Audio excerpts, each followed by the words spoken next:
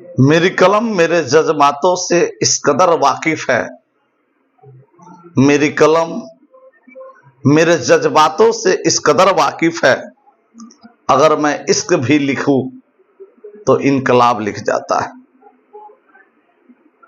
नमस्कार, मैं मुकेश सर उपस्थित हूं आज शहीद दिवस के इस अवसर पर उन महान क्रांतिकारियों को श्रद्धांजलि और सम्मान देने के लिए जिसने इस देश की रक्षा के लिए अपने जान की न्यौछावर कर दी। चर्चा कर रहा हूं उन 3 महान क्रांतिकारी सरदार भगत सिंह, सुखदेव थापर और शिवराम राजगुरु, जिनको 23 मार्च 1931 ईस्वी को फांसी दी गई और उस वक्त से आज तक इस देश के जो भी युवा हैं इन्हें अपना आदर्श मानते हैं।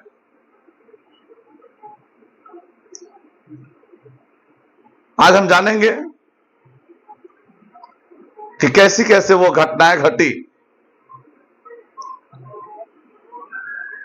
जिसके कारण इन कम युवा के 22 साल 23 साल के युवाओं को फांसी चूमने पर मजबूर किया। यह दिवस शोक मनाने का नहीं, युवाओं में जोश पैदा करने का समय है। यह दिन उन क्रांतिकारियों को याद करने का दिन है जिसने हंसते हंसते फांसी को चूमा था, जिन्होंने बता दिया था कि हम भारतवासी किसी से डरते नहीं। जब हम मौत से नहीं डरते हैं तो तुम गोरी चमड़े वाले अंग्रेज क्या चीज। चलिए थोड़ा सा उस युवा के जीवनी पर प्रकाश डालते हैं।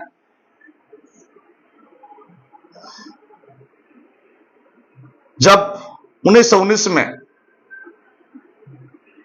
जालियांवाला बाग हत्याकांड हुआ था, उस समय एक 12 वर्ष का बालक उस क्रांति स्थल पर पहुंचकर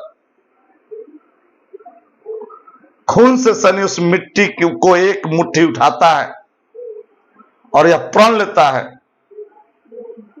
कि जब तक मैं इस हत्या का बदला नहीं ले लेता मैं चैन से नहीं रहूंगा। लेकिन समय का चक्र इस तरह मुड़ा,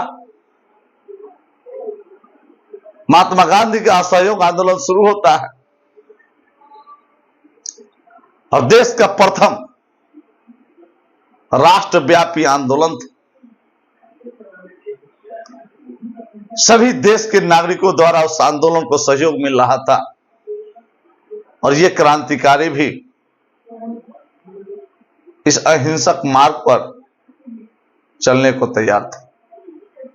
लेकिन 5 फरवरी 1922 चौरी चौरा का वह हत्याकांड, जिससे क्षुब्ध होकर महात्मा गांधी ने इस चरम पर पहुंचती आंदोलन को स्थगित किया और इस आंदोलन के स्थगित होने से जो क्रांतिकारी, जो युवा अभी अभी इस रास्ते पर चलना सीख रहे थे, उनको गहरा ठेस पहुंचा और उन्होंने अपना मार्ग बदल लिया। अहिंसक मार्ग से हिंसक रास्ते पर चलना, क्रांतिकारी गतिविधियों को अंजाम देना और जल्द से जल्द आजादी पाने की इच्छा पाल रखी थी। इस 18 साल 16 साल के युवाओं को बर्दाश्त करने की क्षमता का अपना संगठन बनाते हैं, क्रांतिकारी गतिविधियों को बढ़ाते हैं, युवाओं को प्रशिक्षित करते हैं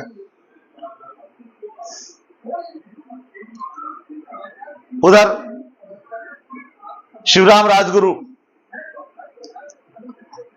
एक मराठी बालक जो बनारस हिंदू विश्वविद्यालय में संस्कृत का अध्ययन करने आता है, लेकिन यहां की गतिविधियों में शामिल हो जाता है। और इस प्रकार बटुकेश्वर दत्त, सुखदेव भगत, चंद्रशेखर आजाद, यतीन्द्र दास सभी कहीं ना कहीं एक कड़ी में जुड़ते चले जाते हैं। 17 दिसंबर 1928 का वह दिन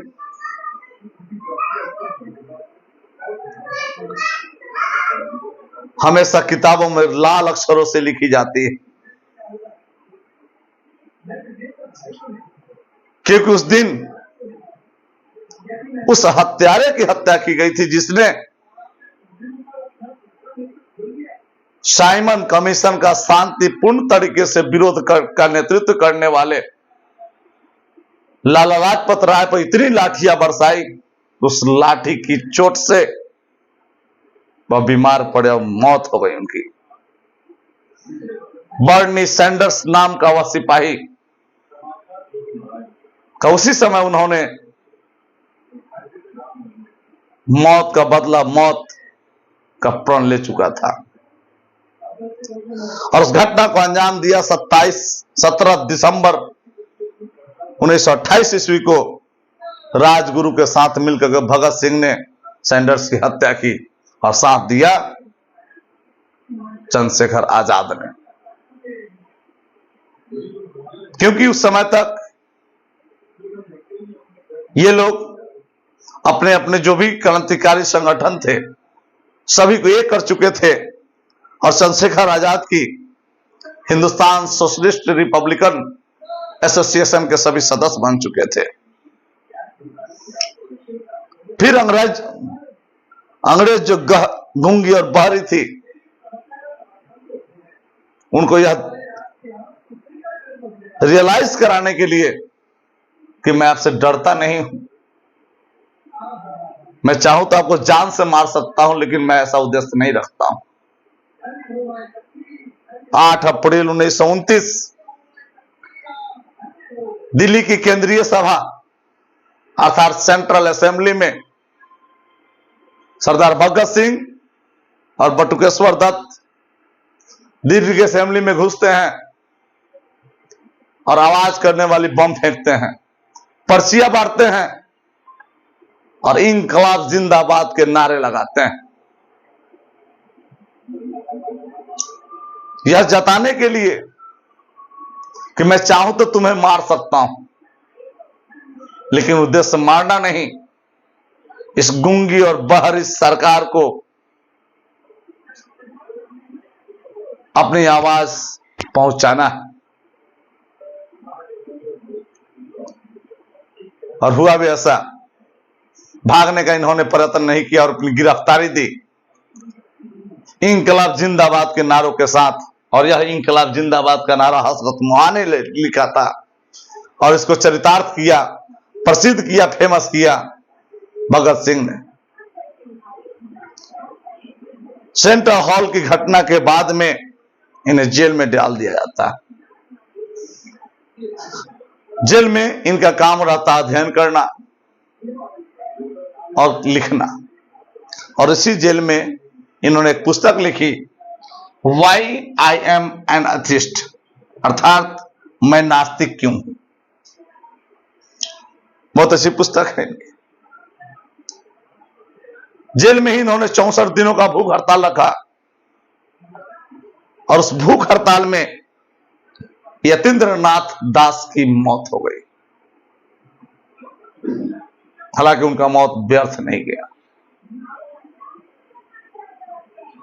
शहीदों की सूची में अपना नाम दर्ज कराया उन्होंने।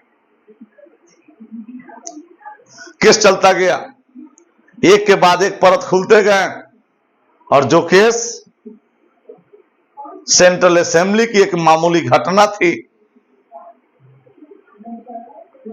उस घटना के दरमियान जब बहस चले तो जांच में यह पाया गया कि जो सैंडर्स को जो गोली मारी गई थी और सेंट्रल असेंबली में जो बम गिराए गए थे, दोनों में एक ही तरह के तत्वों का प्रयोग किया गया है, अर्थात उस सैंडर्स की हत्या में भी इनका हाथ है। और 26 जनवरी 1930 को भारतीय दंड संहिता 129 भागने का प्रयास और 302 हत्या, साथ ही विस्फोटक पदार्थ अधिनियम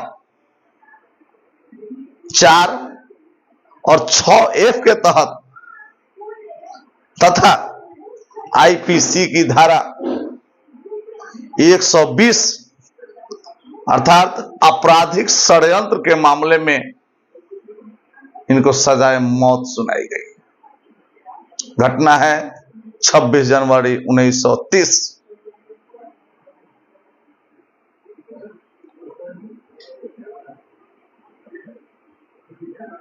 इस घटना के बाद में पूरे भारत में एक अजीब सी सन्नाटा छा गया।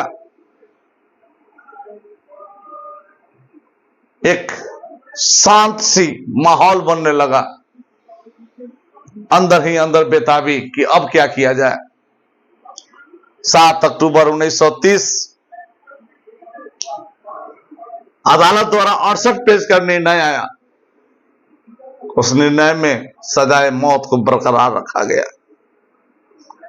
भगत सिंह के साथ साथ 2 और युवा क्रांतिकारी सुखदेव थापड़ और शिवराम राजगुरु को फांसी की सजा दी गई थी। फांसी की सजा देने के बाद में पूरे लाहौर में धारा 144 लागू कर दी गई। ऐसा इसलिए कि किसी तरह का विवाद नहीं हो, लोग इकट्ठा होकर के आंदोलन करने पर उतारू ना हो जाए, इसलिए 144 धारा लागू कर दी गई।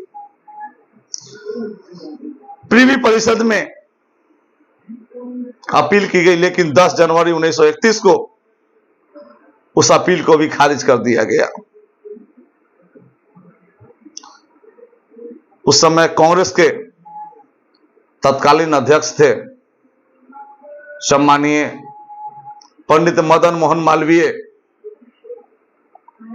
उन्होंने भी सजा माफी के लिए वायसराय को पत्र लिखा 14 फरवरी 1931 को, लेकिन नतीजा शून्य रहा। 17 फरवरी 1931 महात्मा गांधी ने भी तत्कालीन वायसराय लॉर्ड इरविन के साथ वार्ता की कि भगत सिंह के सजाए मौत को उम्र कैद में बदल दिया जाए, लेकिन उनकी बात भी नहीं सुनी गई। 18 फरवरी 1931 आम जनता ने अपील किया कि इनके व्यक्तित्व, इनकी रहन सहन को देखते हुए इनकी सजा को कम किया जाए या माफ कर दिया जाए, लेकिन होता वही है जो मंजूर खुदा होता है। यह सभी विफल है। ऐसा इसलिए हुआ कि भगत सिंह नहीं चाहते थे कि उन्हें जिंदगी भीख में मिले। वे चाहते थे कि यहां की शासक जो हमें सजा दे वो सजा मंजूर है, दिल से निकलेगी न मर कर भी वतन की उल्फत, दिल से निकलेगी न मर कर भी वतन की उल्फत, मेरी मिट्टी से भी वतन की खुशबू आएगी। वे चाहते थे कि अगर मुझे सजाए मौत मिली है तो मुझे फांसी पे चढ़ाया जाए, मेरे लिए भीख में जिंदगी नहीं मांगी जाए। सजा की तारीख 24 मार्च 1931। 24 मार्च 1931 को सुबह 6 बजे तीनों को फांसी देने की तिथि मुकर्रर की गई, लेकिन इन अंग्रेज चमड़ी वाले को इतने डर थे कि उन्होंने 23 मार्च 1931 को शाम को 7:33 पर बिना गार्जियन को बताए, बिना परिवार वालों को सूचना दिए 11 घंटा पहले उन्हें फांसी पर लटका दिया। फांसी पर लटकाने से पहले जब भगत सिंह को सूचना देने पहुंची अंग्रेज अफसर, उस समय वे लेनिन की जीवनी पढ़ रहे थे। जैसे ही सूचना पहुंची, उन्होंने कहा ठहरो, पहले गले तो मिल लूं, और अपने सभी साथियों से गले मिला। जो किताबें इनके हाथों में थी छत की तरफ फेंक दिया और बोला कि अब चलो। तीनों मस्ती में चलते हुए, गाना गाते हुए, मेरा रंग दे बसंती चोला, मेरा रंग दे बसंती चला, फांसी को चूमा और फिर से वही नारा बुलंद किया, इंकलाब जिंदाबाद, इंकलाब जिंदाबाद, और फांसी पर हंसते हंसते चढ़ गए। तकलीफ तब हुई, फांसी देने के बाद भी उस ब्रिटिश हुकूमत ने इन क्रांतिकारियों के 100 को परिवार वाले या उनके चाहने वालों को नहीं सौंपा। फांसी के बाद में उनके 100 के टुकड़े किए गए, बोरी में भरकर फिरोजपुर की तरफ निकल गए और सतलज नदी के तट पर घी की जगह मिट्टी तेल छिड़क कर आग लगा दिया। लेकिन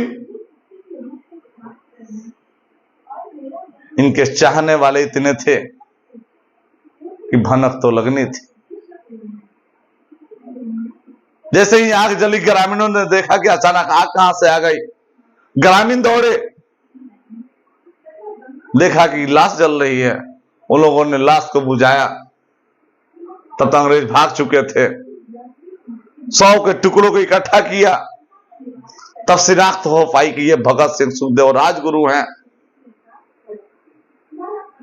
फिर वहां से अन्य सगे संबंधी, चाहने वालों को सूचना दी गई और सम्मान पूर्वक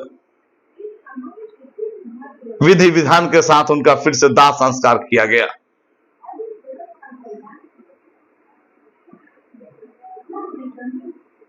और ये जितनी घटनाएं घटी, उनमें सुखदेव, राजगुरु सभी इनका साथ दिया। यहां तक कि चंद्रशेखर आजाद का भी बहुत अहम योगदान रहा।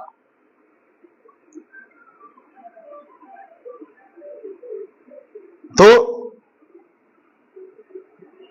आज इस शहीद दिवस के अवसर पर मौन होने, शोक प्रकट करने का अवसर नहीं, बल्कि इनके कृत्य को, इनकी हौसलों को युवाओं में इसका प्रसार कर उन्हें जागृत करने के लिए, ताकि आज के युवा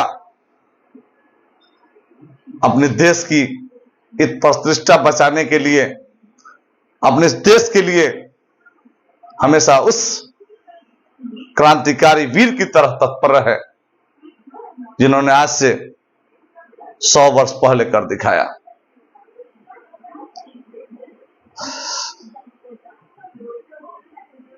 आज के लिए इतना ही। चलते चलते